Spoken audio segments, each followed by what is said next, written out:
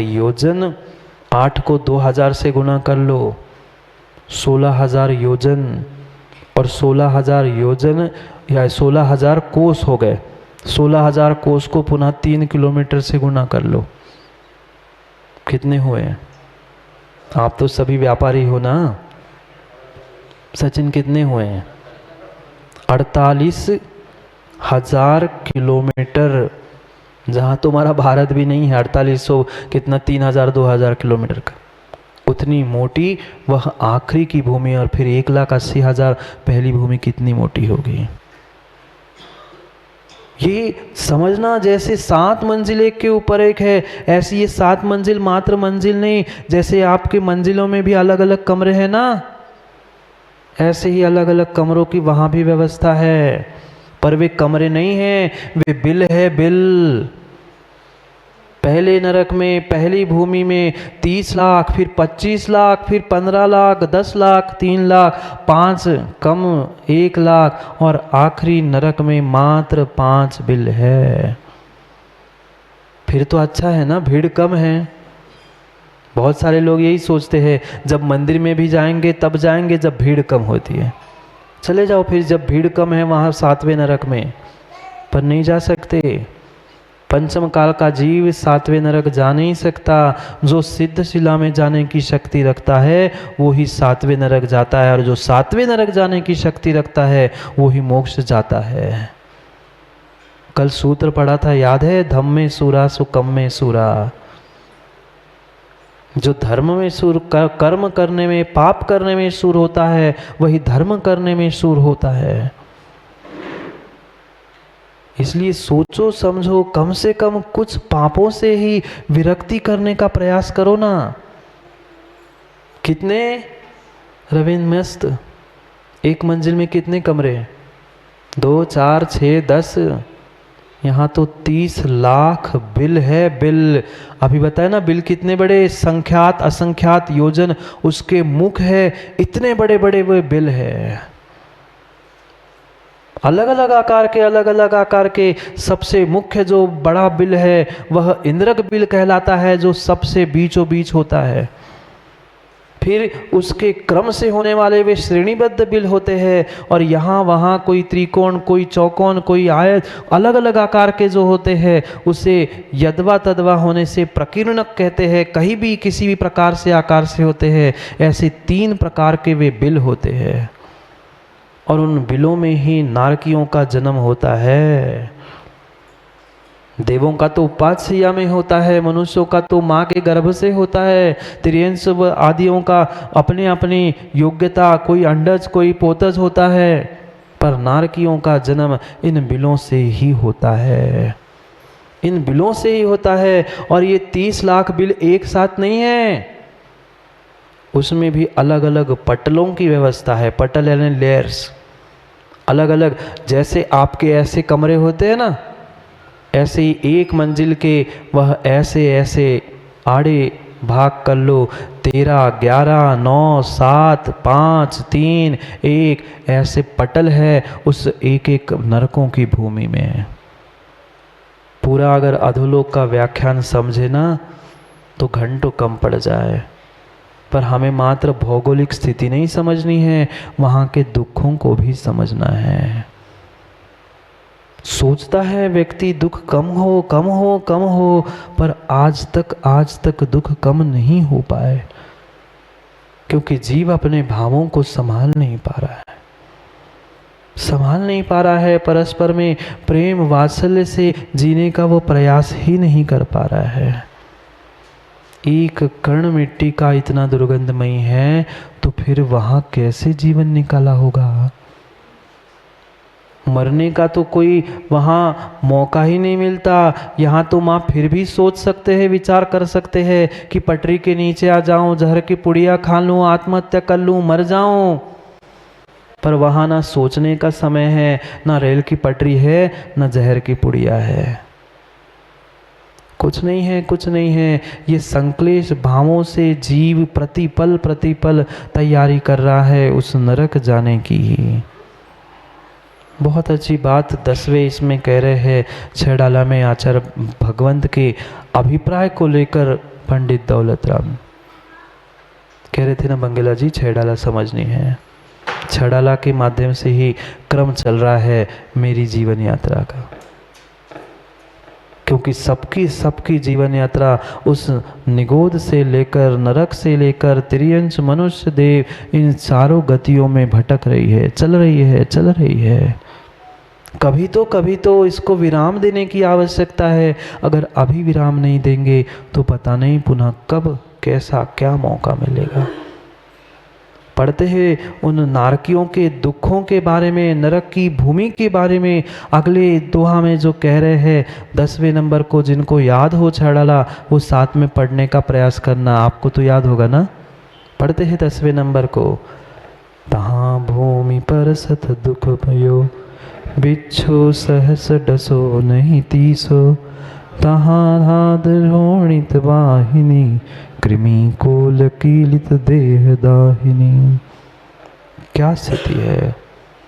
भूख लगी सो दौड़ रहा है, कुछ खा लूँ कुछ पी लूँ, पर ना रोटी है ना मिठाई है, कुछ नहीं है। खाना भी पड़ा तो मुख में डालने की इच्छा भी हुई तो माँ क्या उठा के खाया, वही मिट्टी जिसका एक कण ऊपर आ जाए तो 3 किलोमीटर के जीव नष्ट हो जाए, उस मिट्टी को जीव खा रहा है। मैंने खाया, आपने खाया, सबने खाया, क्योंकि भूख लगी। इतनी भूख लगी कि 3 लोग को खा लूं तो कम पड़ जाए, पर खाने के लिए क्या मिला, वह दुर्गंधमयी मिट्टी।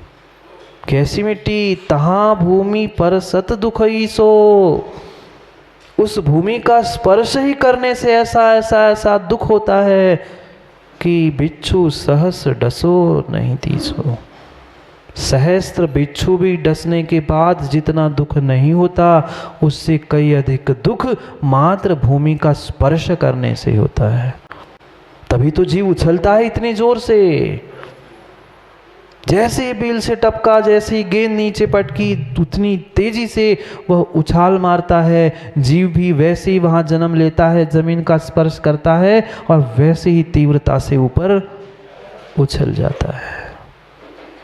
क्यों? क्योंकि वे भूमि का नियोग ही ऐसा है कि सहस्त्र बिच्छू का डंक, बिच्छू जानते, उस बिच्छू का एक डंक लगने पर जैसा जैसा वह दर्द होता है, वह जैसा उसका जहर चढ़ता है, बिल्कुल ऐसा उस भूमि का मात्र स्पर्श करते ही वह जहर चढ़ जाता है।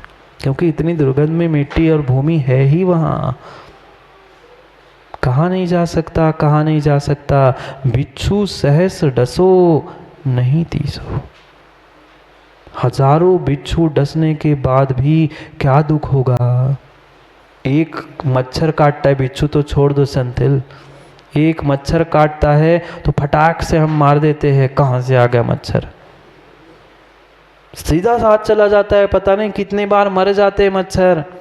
पर एक मच्छर का डंक नहीं, ऐसे एक बिच्छू नहीं, हजारों बिच्छुओं का डंक जितना जहरीला नहीं है, उससे अधिक वहाँ की भूमि का मात्र स्पर्श जहरीला है।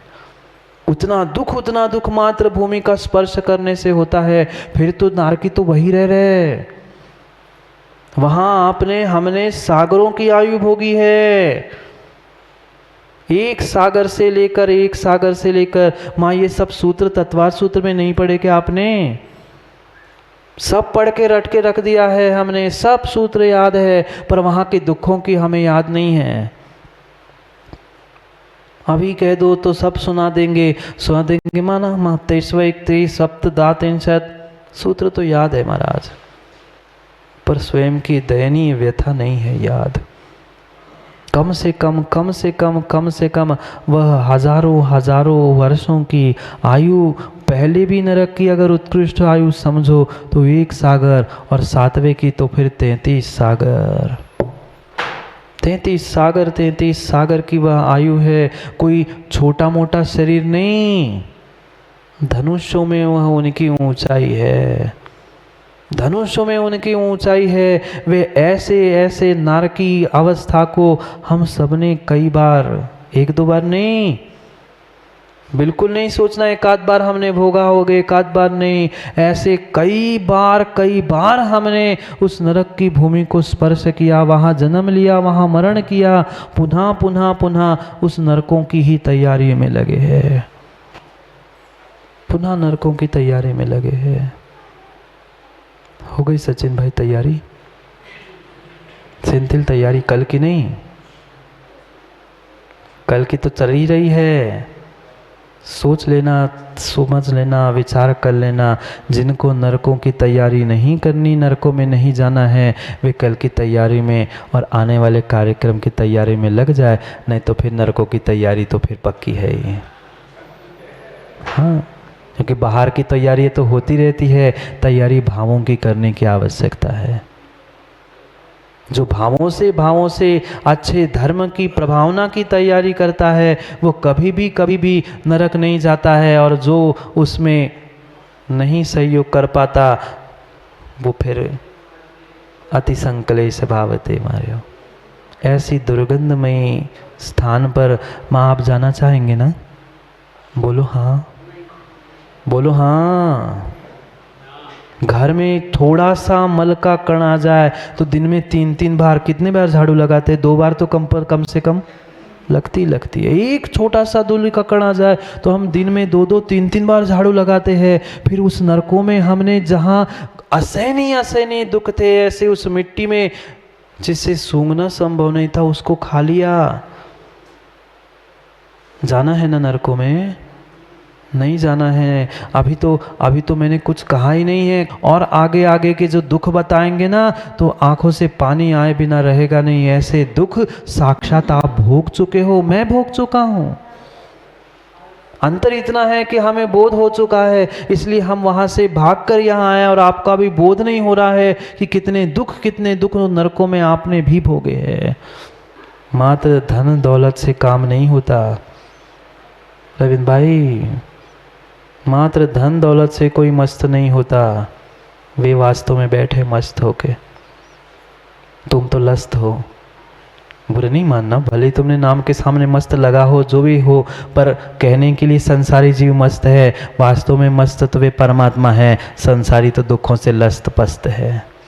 गर्मी पड़ रही है तो बहुत सारे लोग, हमारा जी पेट दर्द हो रहा है, किसी को दस्त हो रहा है, किसी को उल्टी हो रही, गर्मी से लस्त पस्त है। संसार में दुख है सो लस्त पस्त होना ही है।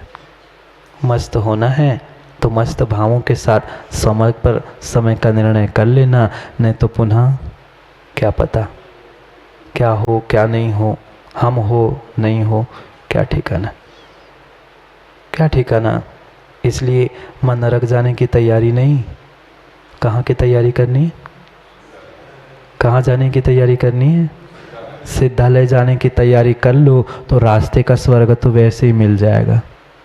तैयारी तो बड़े मंजिल की करनी पड़ेगी, तैयारी तो लंबी मंजिल की करनी पड़ेगी, फिर रास्ते का स्वर्ग 1-2 बार तो मिल ही जाएगा।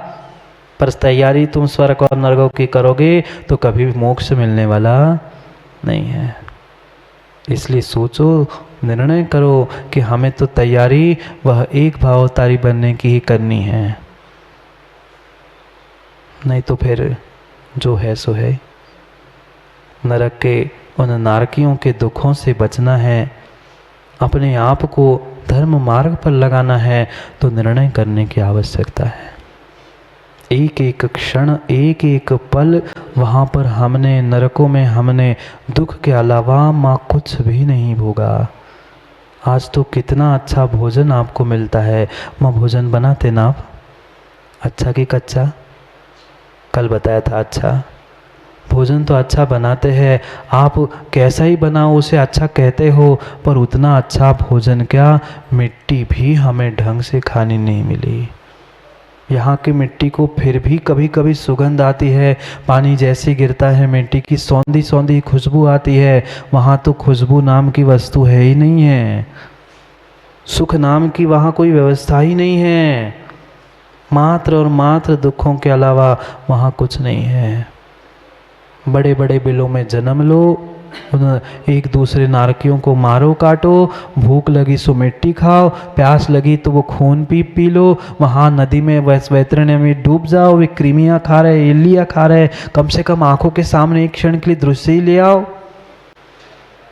उस वैतरणी नदी में आप पड़े हैं, जहाँ खून, रक्त, मांस, पीप से भरी हुई वो नदी है, ये छोटी छोटी कृमियां आपको चूस रही है, ये सब कुछ भोग चुके हो। इसलिए मत करो तैयारी, मत करो संक्लेश भाव, मत करो लड़ाई, मत करो परस्पर में वैर।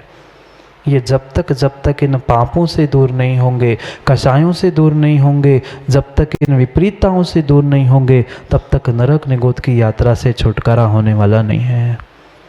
अनंतों बार इस नरक निगोद की यात्रा हम सभी कर चुके हैं। इसलिए सोचे समझे और निर्णय करे संजीव भाई, क्योंकि पुनः पुनः समय मिले जरूरी नहीं है। समय हो गया घड़ी का, समय हो गया घड़ी का माँ।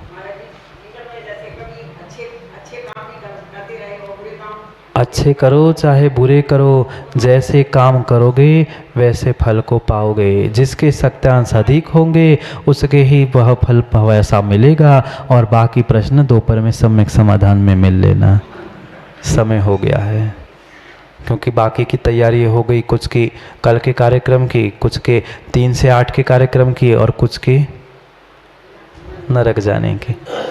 इसलिए सोच लेना, समझ लेना हमें किसकी तैयारी करनी है। अभी थोड़ा सा समय शेष है अपने आप को संभालने के लिए, अपने आप को समझने के लिए। ऐसा ऐसा आपके साथ ना हो कि समझ थी तब समय नहीं था, और जब समय है तब समझ नहीं थी। अभी समय भी है, समझ देने वाले भी है, इसलिए समय को समझ को समय पर समझने का प्रयास करो। पुनः पुनः समय नहीं मिलेगा। मेरी जीवन यात्रा उस नरक निगोद से शुरू हुई है। कई दुख जिसका वर्णन करना संभव नहीं है, ऐसे दुखों को भोग चुके हो। धन दौलत समय पुनः मिलेगा, पर देव शास्त्र गुरु पुनः पुनः नहीं मिलेंगे। इसलिए सोच समझ के निर्णय करके अपने भावों को संजोने का प्रयास करें, समय आने समय पे, नहीं तो फिर क्या पता। पछता ये पक्का है, जो चूकेगा मुझे विश्वास है वही कहेगा अरे मैं पछता रहा हूँ। आज भले ही नहीं समझ में आएगा, मैं तो कहता हूँ हम चूक गए। अगर सही मार्ग से चूकना नहीं है तो सही समय पर सही काम का सही निर्णय करते हुए समय को समय पर समझने के लिए पुनः समय पे मिलते हैं, क्योंकि समय पे किया गया काम समय को दिलाता है।